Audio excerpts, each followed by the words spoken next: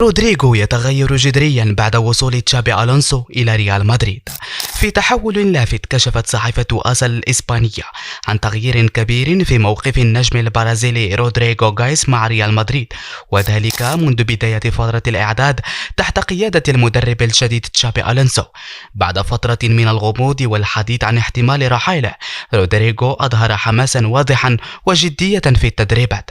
هذا التغيير يأتي بعد استبعاده من التشكيل الأساسي في نهاية الموسم الماضي، ما فتح باب الشكوك حول مستقبله قبل أن يظهر مؤخرا رغبة قوية في البقاء والتحدي.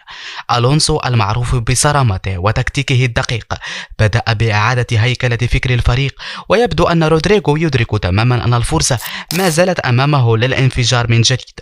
هل تتوقع أن يعود رودريغو لمستواه الحقيقي ويثبت نفسه في مشروع تشابي الجديد؟